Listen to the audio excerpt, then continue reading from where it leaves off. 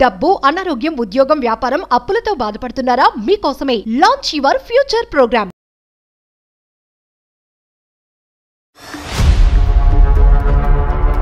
నమస్తే కళ్యాణ్. నమస్తే విజయ్ గారు. కావేరి అనే అమ్మాయి మనకు మెయిల్ చేసిందండి. వైఫ్ అండ్ హస్బెండ్ మధ్య ఇష్యూ. నాకు తీవ్రమైన అన్యాయం చేశాడు భర్త. ఇలాంటి అవమానం కానీ ఇలాంటి అన్యాయం కానీ నేను పుట్టిన తర్వాత ఇంతవరకు నేను పడలా. చిన్న చిన్న మనస్పర్ధలు భార్యాభర్తల మధ్య రావడం సహజం. సాధారణంగా గొడవలు కూడా మనం డీల్ చేసేవి, మనం మాట్లాడేవి ఎక్కువ కూడా వాటిలోనే ఉంటాయి. కానీ చాలా కొత్తగా కనివిని ఎరుగని రీతిలో అనిపించింది కళ్యాణ్ గారు. సో అందుకని నెక్స్ట్ కాల్ కింద అమ్మాయిని తీసుకున్నాను నేను. ఒకసారి కాల్ చేయండి మేడం, తప్పకుండా.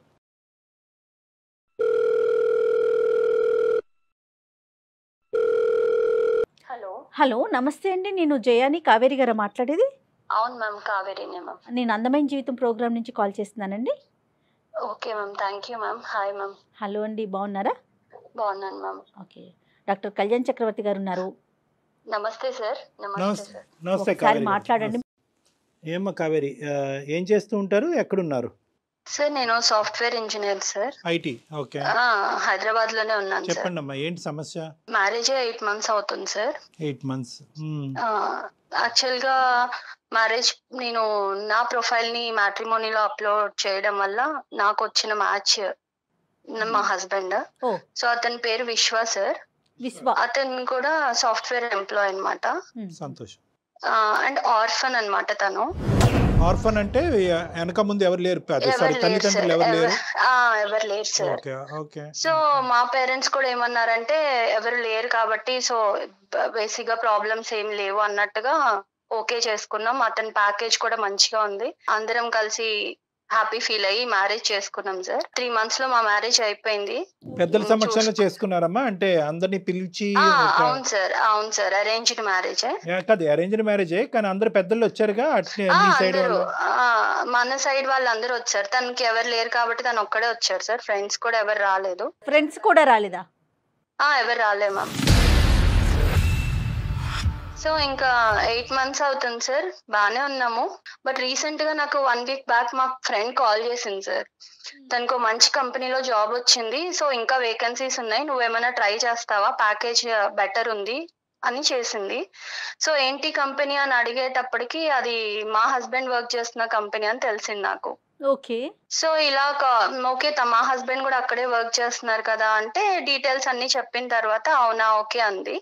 సో ప్రాజెక్ట్ వర్క్ మీద ఆయన ఎవ్రీ మంత్ చెన్నై వెళ్తూ ఉంటారు సార్. అదే విషయం తనతో షేర్ చేశాను అనమాట. ఇలా ఎవ్రీ మంత్ తను ప్రాజెక్ట్ పని మీద చెన్నై వెళ్తూ ఉంటారు, మీకు ప్రాజెక్ట్స్ ఎక్కువ అనుకుంటా కదా అని ఇట్లా డిస్కషన్ అయితే అట్లాంటి ప్రాజెక్ట్స్ ఏం లేవు, ఇక్కడ అంతా వర్క్ ఫ్రమ్ హోమే చేస్తున్నారు అందరూ.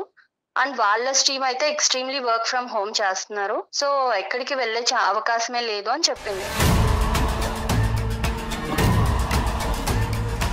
తను చెప్పింది ఎంతవరకు కరెక్ట్ అంటారు? తను చెప్పింది కరెక్టా కాదా నేను వెంటనే డిక్లేర్ చేసుకోలేదు మ్యామ్. విన్నాను అంతే. తనకి కూడా ఇవన్నీ నేను ఎక్స్ప్లోర్ చేయలేదు. సో తర్వాత నేను through friends through background work చేసుకున్నాను అనమాట. అది నిజమా కాదా, ఎందుకంటే అతన్ని మనం డైరెక్ట్ బ్లేమ్ చేయలేం కదా మ్యామ్. సో ఫ్రెండ్స్ త్రూ కనుక్కుంటే అట్లాంటి నిజంగానే ఏం లేదని చెప్పారు. సో అసలు ఏం జరుగుతుంది, ఎందుకు వెళ్తున్నాడు చెన్నై అసలు కనుక్కుందాం అని చెప్పేసి నేను ఫ్రెండ్స్ త్రూ తన లొకేషన్ ఎక్కడున్నాడు ఏంటి అని కొంచెం వాళ్ళని రిక్వెస్ట్ చేసి తెలుసుకొని తన్ని వెళ్ళాను మ్యామ్ ఆ ప్లేస్ కి. ఓకే అండి, ఓకే. అక్కడికి వెళ్ళి చూసేటప్పటికి ma'am really I was shocked. నేను అసలు నా లైఫ్ లో ఇట్లా జరుగుతుంది అని నేను ఎక్స్పెక్ట్ కూడా చేయలేదు మ్యామ్. అక్కడ అతనికి ఆల్రెడీ మ్యారేజ్ అయిపోయింది. మ్యారేజ్ అయిపోయిందా? 1 year చిన్న బాబు కూడా ఉన్నాడు మ్యామ్. ఆ అమ్మాయితో ఎంతకాలం అయిందంటమ్మా పెళ్లి అయ్యి? ఫస్ట్ ఆమెతో 2 years అయిందంట సార్. 1 year బాబు ఉన్నాడు. ఆ అమ్మాయి ఎలా రియాక్ట్ అయింది నిన్ను అక్కడ చూసి? ఆ అమ్మాయి ఎదుర్కొంటానే నువ్వు వెళ్ళావా, లేదంటే ఆ అమ్మాయి లేకుండా ఇతను అడిగావా? తను కూడా ఇప్పుడు నా సిచ్యుయేషన్ తనది కూడా తనకి తెలియదు, ఎక్స్పెక్ట్ చేసి ఉండకపోవచ్చు, అసలు ఏం జరుగుతుందో తనకు అర్థమై ఉండకపోవచ్చు.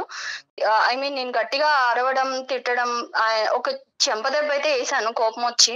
ఒక దెబ్బ వేయగానే మీరెవరు, మీకు ఏం రైట్ ఉంది, ఎందుకు కొడుతున్నారు మా హస్బెండ్ అని అడిగింది. సో జరిగిందంతా చెప్పిన తర్వాత షీ వాజ్ ఇన్ షాక్.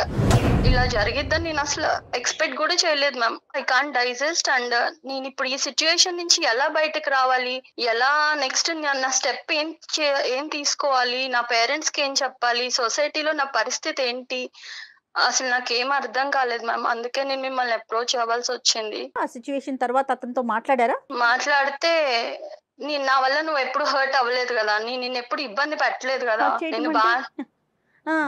నిన్ను బాగానే చూసుకున్నా కదా అంటున్నాడు మ్యామ్. ఎంతవరకు కరెక్ట్ మ్యామ్? నన్ను బాగా చూసుకున్నావు అనడానికి అసలు ఇక్కడ ఛాన్స్ ఉన్నా, ఐఎమ్ సెకండ్ వైఫ్. ఇప్పుడు how can I digest that ma'am? అమ్మా కావేరి సార్ చెప్పండి సార్. ఏం స్టెప్స్ తీసుకోవాలి అనేది ఎవరు చెప్తారమ్మా? ఇప్పుడు తీసుకోవాల్సిన స్టెప్స్ ఎప్పుడు తీసుకోవాలి? పెళ్లికి ముందు తీసుకోవాలి. నువ్వు ఇప్పుడు పెళ్లి తర్వాత చేసినటువంటి ఎంక్వైరీల్లో ఒక 1% అయినా పెళ్లికి ముందు చేసుంటే కనుక ఏదో ఒక గుట్టు అయితే బయటకు వచ్చి ఉండేది. అమ్మా నాన్న లేరు అంతవరకు అర్థమైంది. వెనక ముందు ఎవరు లేకపోవటం అనేది మాకు అర్థమైనా కూడా స్నేహితులు కూడా లేనటువంటి పెళ్ళి ఏంటమ్మా? అతని తరపు ఎవరూ రాకపోవటం ఏంటి? మీ తొందర ఏంటి అసలు నాకు అర్థం కాలేదు. నువ్వు చదువుకున్నటువంటి అమ్మాయి ఏంటి, పెళ్ళి రేపో ఎల్లుండో జరగకపోతే ఏమైనా ఆకాశం నెత్తి మీద పడుతుందా? మిద్దిరికి నెత్తి మీద పడుతుంది, ఏమవుతుంది? ఏంటి ఆ తొందరపాటుతనం? నీకు ఎంక్వైరీ చేయాలన్న ఆలోచన సమయస్ఫూర్తి లేదు. మీ తల్లిదండ్రులు మాత్రం ఈ కొద్ది గొప్ప ఎంక్వైరీ చేయకూడదా? పేరెంట్స్ ఎంక్వైరీ చేయాలి కదా. మీకు కనిపించినటువంటి ఫిగర్ ఏంటంటే ఆ 6 అక్షరాల 6 నెంబర్స్ ఫిగర్ కనిపించింది మీకు. ఒకటి వెనకతల 00000 కనిపించింది. ప్యాకేజ్ అట్రాక్టివ్ గా ఉంది కాబట్టి వెనక ముందు ఎవరు లేకపోతే కనుక అత్తమామల టార్చర్, కుటుంబం యొక్క శాడిజం ఉండదు అనేటటువంటి ఆలోచనతోనే వెళ్ళావు. కానీ అసలు ఒక మనిషికి ఎవరూ లేకుండా ఎందుకు ఉంటుంది అనేది ఆలోచించలేదమ్మా మీరు కానీ మీ తల్లిదండ్రులు కానీ. ఇక్కడ మీతో పాటు తల్లిదండ్రుల పాత్ర చాలా ఉంది కదండి కావేరి. అవును మ్యామ్. యాక్చువల్ గా నేను మమ్మీ వాళ్ళు తెలుసు కదా మ్యామ్, ఇప్పుడు ఆల్రెడీ ఇప్పుడున్న సొసైటీలో లవ్ మ్యారేజ్ జరుగుతున్నాయి, అన్ని ఎవరి ఇష్టమైనట్టు వాళ్ళు. కానీ వాళ్ళు ఏంటంటే నేను ప్రొఫైల్ సెలెక్ట్ చేసుకొని మంచిగా ఉన్నారని చెప్పేటప్పటికి వాళ్ళు ఓకే తనకి తెలుసు కదా అని పేరెంట్స్ కూడా నన్ను బ్లైండ్ గా నమ్మారు. కాదు కావేరి, ఎంత మెచ్యూర్డ్ గా మాట్లాడుతున్నారు మీరు. అంటే ఆర్ఫన్ అనేటప్పటికి జాలిపడి చేసుకున్నావమ్మా? సార్ నేను నిజంగా అతని ప్యాకేజ్ నాకు నథింగ్ సార్. ఎందుకంటే ఎలా అయినా నాకున్న ప్యాకేజ్ కూడా మంచిగానే ఉంది. కాకపోతే ఏంటంటే ఆర్ఫన్ అంటే నాకు నిజంగా అతనికి నేను నా ఫ్యామిలీ చాలా సపోర్ట్ ఉండాలి. అండ్ మా ఫ్యామిలీలో ఒకటిలా కలిసిపోతాడు. సో తనకి నేను మంచి ఫ్యామిలీ ఇచ్చిందని అవుతాను అనుకున్నాను. కానీ ఏదో తన ప్యాకేజ్ చూసో తను ఇంకా నాకు ప్రాబ్లం ఉండదని నేను ఎప్పుడు అనుకోలేదు సార్. నువ్వు అనుకోలేదు, కానీ ఇందాక నువ్వు అన్నటువంటి మాటలు ఏంటంటే బాగుందమ్మా అని చెప్పి మీ అమ్మ నాన్న అని ప్యాకేజ్ కూడా బానే ఉంది కదా అనే మాట అన్నావు కాబట్టి నేను అంటున్నా. అదే నాకు అర్థమైంది సార్.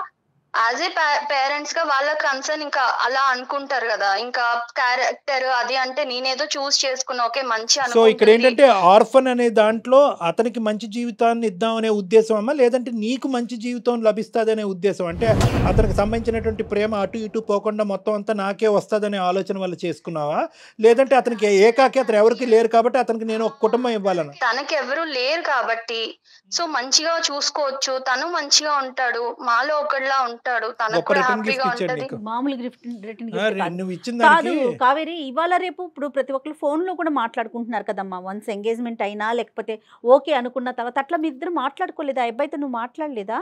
మాట్లాడాను మ్యామ్. ఇప్పుడైనా మా ఫ్రెండ్ కాల్ చేసే వరకు కూడా నాకు అసలు ఈ డౌట్ అనేది నాకు రాలా.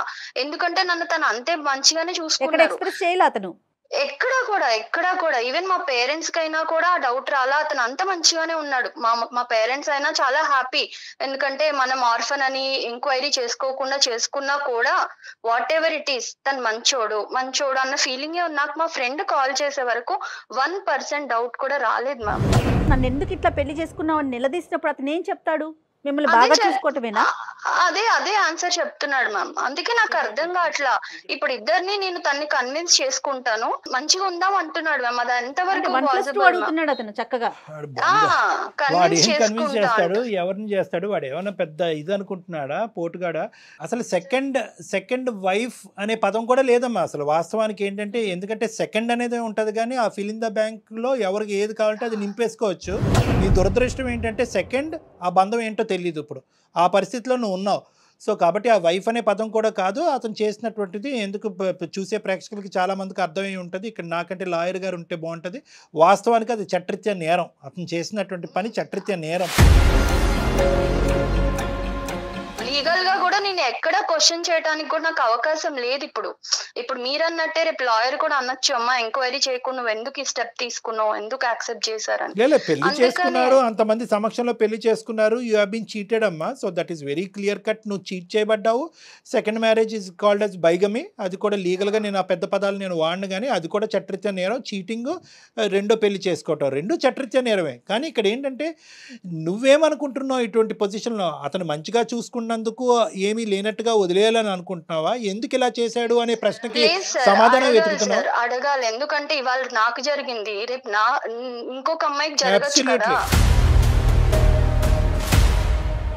ఆర్ఫన్ అనే ట్యాగ్ తో ఎంతమందిని మోసం చేశాడో మనకి. మీరేం ఎక్స్పెక్ట్ చేస్తున్నారండి మాకు మెయిల్ చేయడానికి అందమైన జీవితానికి? నాకు అతనితో ఉండాలని కాదు మ్యామ్, కానీ అతనికి రియలైజేషన్ రావాలి. అండ్ ఇంకొకసారి ఇంకొక అమ్మాయి లైఫ్ తో కానీ, ఇప్పుడున్న అమ్మాయి వాళ్ళ ఫస్ట్ వైఫ్ అది తను మ్యారేజ్ చేసుకున్న అమ్మాయి, తనకి మళ్ళీ ఇలాంటి ప్రాబ్లం రావద్దు సార్. సో మీరు డిసైడ్ అయిపోయారు అతని నుంచి దూరంగా ఉండటానికి? ఉండాలని అనుకుంటున్నాను మ్యామ్. సో ఒకటే కదమ్మా, ఒకటే డోర్ ఓపెన్ చేస్తావు. ఏంటంటే నా స్థానం పదిలం చేయండి, నాకు నా భర్త కావాలి అనేటువంటిది లేదు. ఓన్లీ థింగ్ ఏంటంటే నేను మోసపోయాను, నా అలాగే వేరే ఆడపిల్ల మోసపోకూడదు. వీడు వెచ్చలపెట్టి తన అందమైన జీవితం ద్వారా కట్ చేయండి అని రిక్వెస్ట్ చేయాలి. అండ్ ఇలాంటి నాలాగా ఆర్ఫన్ కదా మంచి చేద్దామని తలకి తగిలించుకునే వాళ్ళు చాలా మంది ఉండుండొచ్చు. సో అలాంటి వాళ్ళందరికీ మన అందమైన జీవితం ప్రోగ్రామ్ నుంచి ఒక రియలైజేషన్ రావాలి. ఏ స్టెప్ తీసుకున్నా వాళ్ళు ఇలాంటి లైఫ్ లో గుర్తు పెట్టుకోవాలి సార్. అదొకటే నాకు మీరు చేసే ఫేవర్. నీ రీజన్ చాలా హ్యాపీగా ఉందమ్మా. ఎందుకంటే జనరల్గా ఈ రీజన్ రాదు. సార్ నేను మోసపోయాను, నేను అన్యాయం అయిపోయాను, నా జీవితం ఎలా అయిపోయింది, ఏదో విధంగా ఏదో విధంగా కట్టే కొట్టే తెచ్చి మా భర్తను నాకు అప్పచెప్పండి, అవతలాడదు ఎలా పోయినా పర్లేదు అనే భాష మేము ఎక్కువ వింటా ఉంటాం. కానీ ఈ రోజు నువ్వేంటంటే సమాజం గురించి ఆలోచిస్తూ, దేశం గురించి ఆలోచిస్తూ ముందుకు వచ్చావు కదమ్మా. రియల్లీ గ్రేట్ అమ్మా, రియల్లీ గ్రేట్. సార్ 8 months లో దేవుడు ఎందుకు నాకు ఇలాంటి సిచ్యువేషన్ తెచ్చాడు. ఇంకో 1-2 years అంటే నేను కూడా ఒక బేబీతో మళ్ళీ అప్పుడు నిజంగానే ఇలా అడిగేదాన్నేమో, సార్ ఏదో ఒకటి చేయండి అని. బట్ రియల్లీ గాడ్స్ సేక్ నేను ఇప్పుడు కొంచెం సేఫ్ జోన్ లో ఉన్నా. సో అలాగే ఇంకెవరు సఫర్ అవ్వద్దు సార్. ఇక్కడ ఏమన్నా ఒక పాజిటివ్ యాంగిల్ ఉందంటే కనుక నువ్వు ఇంకా కన్సీవ్ అవ్వకపోవటం, గర్భవతి కాకపోవటం అనేది ఒక పాజిటివ్ యాంగిల్ అమ్మా నిజంగా. ఎందుకంటే ఈ రోజు నీ మనస్సాక్షికి నువ్వు సమాధానం చెప్పుకోవాలి. రేపొద్దున పుట్టబోయే బిడ్డకి సమాధానం చెప్పుకునే దురదృష్టకరమైన పరిస్థితి రాలేదు. హ్యాపీ. అతను దొరుకుతాడమ్మా మనకి ఇప్పుడు. సార్ నేను కాన్ఫరెన్స్ పెడతాను సార్. మంచిగా ఫుల్ మీల్స్ పెడదాం. The person you are speaking with has put your call on hold. Hello విశ్వ. హలో చెప్పు. నేను అందమైన జీవితం ప్రోగ్రామ్ మ్యామ్ వాళ్ళ దగ్గర నా ప్రాబ్లం తీసుకెళ్లాను. నువ్వు ఇప్పుడు అక్కడికి ఎందుకు వెళ్ళావు? మరి ఎక్కడికి వెళ్ళాలి? నువ్వు చేసిన గొప్ప పనికి నేను ఎక్కడికి వెళ్ళాలో చెప్తే పోనీ అక్కడికే వెళ్తా. ఏదన్నా ఉంటే ఇంట్లో చూసుకోవాలి కానీ బయట రోడ్డు మీదకి ఎందుకు ఎక్కావు? అంటే నా ఇజ్జత్ తీసేస్తావా రోడ్డు మీదకి వెళ్ళి? ఇజ్జత్ ఉందని నువ్వు అనుకుంటే నీ ఇష్టం. లేదు సార్ తో మాట్లాడితే సార్ ఎంత ఇజ్జత్ ఉందో చెప్తారు నీకు. ఏదన్నా ఉంటే నువ్వు నాతో మాట్లాడాలి, ఇంట్లో చూసుకోవాలి తప్ప నువ్వు రోడ్డు మీదకి ఎక్కేసి ఛానల్స్ లో కూర్చుంటాను అందమైన జీవితం అది ఏంటి నువ్వు? విశ్వ నమస్తే నాన్న. నమస్తే సార్. నాకు ఆ సంస్కారం ఉంది కాబట్టి నమస్కారం పెట్టాను. నువ్వేంటంటే ఇంకా మా అందమైన జీవితం దగ్గర నుంచి ఫోన్ కాల్ వస్తేనే ఎందుకు బజార్కి ఇచ్చావని అంటున్నావు. సంతోషం, పోలీస్ స్టేషన్ నుంచి ఫోన్ రాలే. పోలీస్ స్టేషన్ నుంచి నీకు ఫోన్ రావాలా అక్కర్లేదా? అసలు పోలీస్ స్టేషన్కి వెళ్ళాల్సిన ఊరికి నేను అడుగుతున్నా. ఇటువంటి పరిస్థితుల్లో బాగా చదువుకున్నావు కదా, ఎన్నో డిగ్రీలు, ఎంతో పెద్ద కంపెనీలో పనిచేస్తున్నావు కదా, ఇటువంటి పరిస్థితుల్లో పోలీస్ స్టేషన్ నుంచి ఫోన్ రావడానికి అవకాశం ఉందా లేదా అని అడుగుతున్నాను నేను. ఇప్పుడు పోలీస్ స్టేషన్ లో కేసు పెట్టేసి పెట్టలే తప్పు నేనేం చేశాను అంటున్నాడు అతను. రైట్. ఓకే. అయితే నీకు అసలు ఏమీ తెలియదు కాబట్టి ఆ అమ్మాయి ఏమని చెప్పిందంటే నీ యొక్క సెకండ్ అమ్మాయి, ఆ అమ్మాయిని భార్య అంటామా ఏమంటామా, నువ్వేమనుకుని ఆ అమ్మాయిని చేసుకున్నావు అనేది నాకు తెలియదు. కానీ నాది నీ దగ్గర నుంచి ఒకటే ప్రశ్న, ఎందుకు నీకు ఇంత ఒక్కళ్ళు సరిపోరా, ఇద్దరు ఎందుకు నీకు? ఒకళ్ళు సరిపోరా అంటే అది అనుకోకుండా జరిగిందండి. అది ఏమనుకున్నా ఏమనుకోకుండా ఒక అమ్మాయిని పెళ్లి చేసుకోవటం అనుకోకుండా జరుగుతుందా? ఆ అమ్మాయి చెప్పినట్టు ఫస్ట్ మ్యారేజ్ అయిందండి. తను నా వైఫ్ వచ్చేసి చెన్నైలో వర్క్ చేస్తూ ఉంటుంది, నేను హైదరాబాద్ లో వర్క్ చేస్తున్నాను. తను ఎప్పుడు ఇక్కడికి రాలేదు. సో నా ప్యాకేజ్ ఇక్కడ బాగుంది, ఇక్కడికి రమ్మని తనని చాలానే అడిగాను, తను రాలేదు. తను దగ్గరికి నేను వెళ్దామంటే నాకు అవ్వలేదు. సో తను రాకపోయేసరికి నేను ఫన్ గా ప్రొఫైల్ పెట్టాను మ్యాట్రిమోనీలో. కదే మళ్ళీ చెప్పాలి నువ్వు, మాకు చిన్న కన్ఫ్యూజన్, మాకు అంత నాలెడ్జ్ లేదు. నార్మల్గా ప్రొఫైల్ పెట్టడం అయ్యా, నార్మల్ కావాలంటే నార్మల్గా పెట్టడం అంటే ఏంటి? దీనిలో ఆడపిల్లల జీవితాలతో ఆడుకోవాలని కాదండి, జస్ట్ ఏదో క్యాజువల్ గా నేను పెట్టాను. పెట్టగానే తిను వీళ్ళ ఫ్యామిలీ వాళ్ళందరూ కనెక్ట్ అయ్యారు. కాదు సార్, మనం పర్సనల్ గా అబ్బాయిలుగా ఒకటి మాట్లాడుకుందాం. అబ్బాయిలా నన్ను ఎందుకు కలుపుతారు బాబు అందులో? ఆగండి సార్, నన్ను కలపద్దు. నీ గొడవ ఏదో చెప్పు, నన్ను ఇన్వాల్వ్ చేయొద్దు. నీ గొడవ ఏంటి, నీ బాధ ఏంటి చెప్పు. నువ్వు ఎందుకు ఈ నాటకం ఆడేవని చెప్పు. ఇప్పుడు ఏంటంటే తెలుసా, ఎక్కడితో కాన్ఫరెన్స్ కాల్ ఆగదు. ఆ అమ్మాయి తల్లిదండ్రులకు కూడా కాన్ఫరెన్స్ కాల్ కలుపుతాం, వాళ్ళు పోలీస్ స్టేషన్ కలుపుతారు. నువ్వు చెప్పు ఇప్పుడు ఏంటో, ఏం చెప్పాలనుకుంటున్నావు? నా ఫస్ట్ వైఫ్ చెన్నైలో ఉండడం వల్ల కొంచెం ఫిజికల్ నీడ్స్ వల్ల తన దగ్గరికి రాలేదు. దాని వల్ల నేను ఇక్కడ సఫర్ అయ్యేవాడిని. దాంతో నేను ఏదో క్యాజువల్ గా మ్యాట్రిమోన్ లో పెట్టేసరికి తిను కనెక్ట్ అయింది. పెళ్లి చేసుకున్నాను, అందే ఇద్దరిని హ్యాపీగానే చూసుకుంటున్నాను. తన దగ్గర ఉంటున్నాను, తిన దగ్గర ఉంటున్నాను. నువ్వు చూసుకోకపోతే వాళ్ళు హ్యాపీగా ఉండరా? నువ్వేమన్నా పెంచి పోషిస్తున్నావు, నీ శాలరీ మీద వాళ్ళు బతుకుతున్నారా? నువ్వు చూసేది ఏంటి సార్? ఇక్కడ శాలరీ ఒకటే ఇంపార్టెంట్ కాదు సార్, డబ్బులు అనేది ఇంపార్టెంట్ కాదు. మనిషికి చాలా అవసరాలు ఉంటాయి, తోడు ఉంటాయి, చాలా ఉంటాయి. కాదు, రెండు పెళ్లి చేసుకుంటే తప్పు, సమాజం అంగీకరించదు, చట్టరీత్యా నేరం, దానికి 7 సంవత్సరాలు జైలు శిక్ష పడుతుంది. నాకే బోటాబోటీ నాలెడ్జ్, ఇది తెలుసా నీకు? ఇవన్నీ తెలిసినా కూడా కొన్ని ఒక టైంలో అయిపోయింది మ్యారేజ్. ఇప్పుడు అయిపోయిన తర్వాత కూడా నేను తనని యాక్సెప్ట్ చేసుకొని తనని బాగానే చూసుకుంటున్నాను నేను. సో అయిపోయింది కాబట్టి ఆ కథను అక్కడ మూసేద్దాం, ఇంకా అనుభవించడం ఒకటే కార్యక్రమం అంటావా? నిజంగా ఆర్ఫన్ నేను అది అడగని కళ్యాణ్ గారు, అసలు నాకు అదొక డౌట్ వస్తుంది. వాళ్ళని ఎందుకు సార్ నేను బాగా చూస్తాను. నువ్వు అనాథవా? నేను అన్నదని కాదండి. నీకు ఫ్యామిలీ ఉంది? ఉంది. మీకు అమ్మ నాన్న ఉన్నారు? ఉన్నారు. ఏం బతుకయ్యా, ఉండగా తల్లిదండ్రులు చంపుకునేటటువంటి నువ్వేం మనిషి అయ్యా? అది నేను ఏదో ఫన్ గా క్యాజువల్ గా చేసిన దానికి నీకు బుర్రందా, లేదంటే ఏమైనా కరెంట్ షాక్ పెట్టాలి నీకు? అంతగానే తప్పేం చేశాను సార్? మీరు తెచ్చిపోయి మాట్లాడుతున్నారు. ఏం తప్పు చేశాను నేను? ఇద్దరిని పెళ్లి చేసుకున్నా అన్నప్పుడు మ్యాట్రిమోనీలో నువ్వు అక్కడ బ్రాకెట్ లో పెట్టాల్సింది ఏమని, ఆల్రెడీ మ్యారీడ్ అని పెట్టాల్సింది. అప్పుడు ఫన్ ఏ ఉంటదమ్మా, అప్పుడు చాలా ఫన్ ఉండేది కదా, అప్పుడు అర్థమయ్యేది అందరికి కూడా. ఆర్ఫన్ అని పెట్టి సింపతి కోసం చూడడం కరెక్ట్ కాదు కదా. కావేరి ఒక్క నిమిషం, నేను ఆర్ఫన్ అయితే ఫ్యామిలీ అయితే నిన్ను బాగా చూసుకున్నానా లేదా అది చెప్పు. ఇప్పుడు ఫ్యామిలీ అయితే నాకు ఒక రైట్ ఉండేది, మీ ఫ్యామిలీ దగ్గరకు వచ్చి, లేకపోతే నీకు ఫ్యామిలీ ఉంటే చూసుకున్నానా లేదా? నీకు ఫ్యామిలీ ఉంటే నేను ఇక్కడికి రావాల్సిన అవసరం లేదు, అక్కడ మీ ఇంట్లో వాళ్ళని అడిగేదాన్ని కదా. ఫ్యామిలీ లేదు, నువ్వు ఒక ఆర్ఫన్ అని రోడ్డు మీదకి వెళ్ళిపోతున్నావు, నువ్వు ఇజ్జత్ తీసేస్తున్నావు. వాడికి 2 గిఫ్ట్లు ఇవ్వాలి, ఒకటి కత్తిరే లేదంటే రాడ్, ఈ రెండిట్లో ఏదోటి ఇవ్వాలి. వెళ్తా, పోలీస్ స్టేషన్ కి వెళ్తా, ఖచ్చితంగా వెళ్తా. నువ్వు చేసిన గొప్ప పని తెలిస్తే ఇంకా నాలాగా ఎవరు సఫర్ అవ్వకూడదని వెళ్తా. ఎక్కడ దాకా వెళ్తా. ఏం మాట్లాడుతున్నావు నువ్వు? పిచ్చా, నాకు పిచ్చా. ఏమంటున్నావు? నువ్వు మర్యాద ఇచ్చి మాట్లాడాలి. ఓకే, ఇక్కడ నువ్వు లూప్ లైన్లో ఉన్నావు, తొందరలోనే నువ్వు జైల్లోకి వెళ్ళబోతున్నావు. ఆ అమ్మాయి చేత ఏవైతే కేసులు పెట్టించాలో దగ్గరుండి ఒక అడ్వకేట్ హెల్ప్తో మేము కేసులు పెట్టిస్తాము. ఆ అమ్మాయి చేసినటువంటి ఒక అమాయక పనికి ఈరోజు బలిపశువు అయ్యింది. ఆ అమ్మాయి మా ముందుకు వచ్చింది. ఎందుకు వచ్చింది? నన్ను కాపాడండి అని రాలేదు, నాలాంటి ఆడపిల్లల్ని కాపాడండి అని చెప్పి సమాజం కూడా వచ్చింది. ఒక ఆర్ఫన్ అని, ఒక అనాథ అని చెప్పి నీ గురించి జాలిపడి చేస్తే కనుక నీకు ఫన్ కావాలా? నీకు ఫన్ కావాలంటే అసలైన ఫన్ ఏంటో తెలుసా? ఏదైతే కట్ చేయాలో నీకు అది కట్ చేస్తే అప్పుడు నీకు ఫన్ను. ఇది కామం, నీకు ఉన్నది కామం. ఇక్కడ 2 చేత కేసులు పెట్టిస్తావు. ఈ అమ్మాయిని రెచ్చగొట్టడం కాదు, ఈ అమ్మాయి చేత కేసు పెట్టిస్తావు, నీ చేత ఓసలు లెక్క పెట్టిస్తాం. ఏం బ్రతుకురా బాబు నీది? ఏం బ్రతుకు? ఇదేనా బ్రతుకంటే? ఉన్న తల్లిదండ్రులను చంపేస్తావా? నీకు ఆడపిల్లలు ఉంటే చాలా. పిచ్చిదాన్ని అనుకుంటున్నావా? ఏదో ఒక్కసారి జాలిపడి ఆర్ఫన్ అని నా లైఫ్ లో నీకు ప్లేస్ ఇచ్చాను. ఇచ్చింది నువ్వు నిలబెట్టుకోకుండా నువ్వు ఎలాంటాడో బయటపడిన తర్వాత నీ మాటలు మాట్లాడడం కూడా అనవసరం నీతో. Direct sir please. ఎలాంటాడో అంటున్నావు ఏంటి? బాగా చూసుకోలేదా నేను? ఏంట్రా అది ఎవరైనా చూసుకుంటాడు రా బాబు, ఎవడైనా చూసుకుంటాడు. కట్నం ఇచ్చి పెళ్లి చేస్తే ఎవడైనా చూసుకుంటాడు, నువ్వే కాదు. సంబంధాలు ఉన్నాయా? చాలా సంబంధాలు ఉన్నాయా? నేను తర్వాత ఎవడైనా చూసుకుంటాడు అంటున్నావేంది? ఎవడైనా అంటే కట్నం ఇచ్చి పెళ్లి చేసుకుంటే ఎవడైనా చూస్తాడు నీలాంటోడు, అర్థమవుతుందా? దానికి పెద్ద నువ్వేదో గొప్ప చేసేసినట్టు నన్ను తెగ అర్థమవుతుందా? నేను కేసులు పెడతాను అది చేస్తానంటే రెచ్చిపోతున్నావు అక్కడ ఉండి. ఏమీ రెచ్చిపోవట్లేదు. ఆ అమ్మాయి మేము రెచ్చగొట్టలేదు, ఆ అమ్మాయి రెచ్చిపోవాల్సినటువంటి అవసరం లేదు. ఈ అమ్మాయి మాట్లాడేవన్నీ వాస్తవాలే.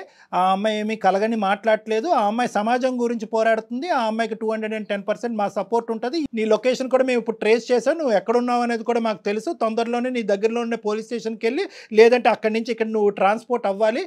ఇటువంటి చర్యలు మేము తొందరలోనే తీసుకోబోతున్నాం, నువ్వు జాగ్రత్త. ఇవాళ రేపు ఇద్దరు భార్యలను ఎవరైనా పెళ్లి చేసుకుంటున్నారా లేదా?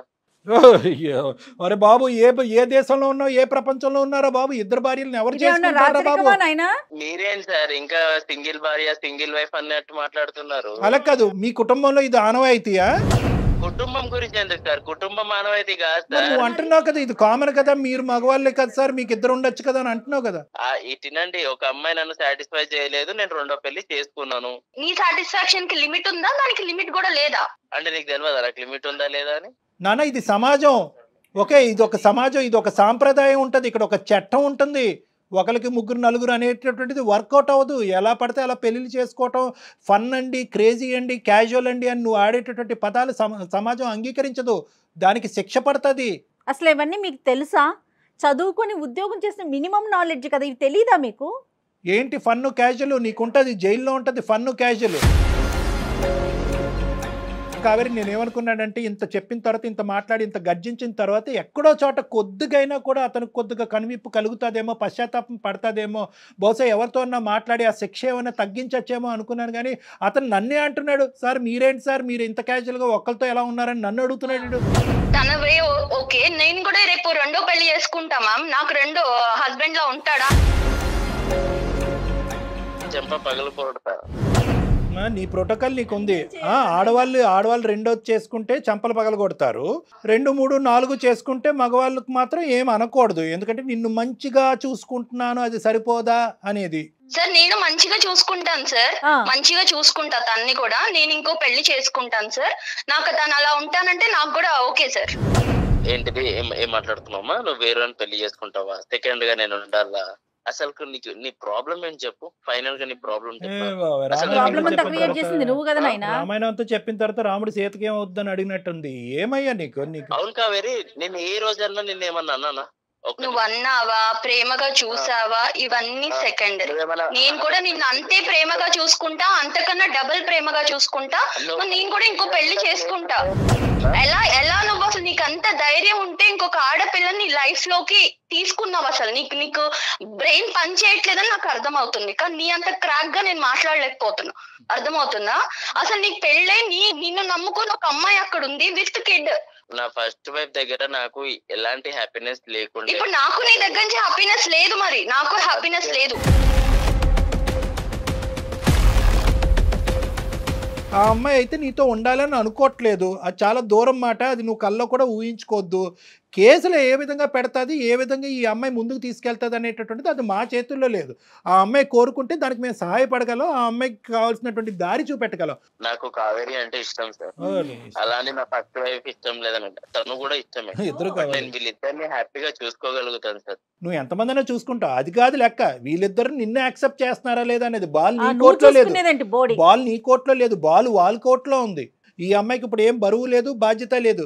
తూతు మంత్రంగా ఒక పెళ్లి జరిగింది, ఆ పెళ్లి తెంచుకోవటం పెద్ద విషయం కాదు. ఎందుకంటే జీవితాంతం నీలాంటి మోసగాడితో ఈ అమ్మాయి జీవించాలని అనుకోవట్లేదు, నెంబర్ 1.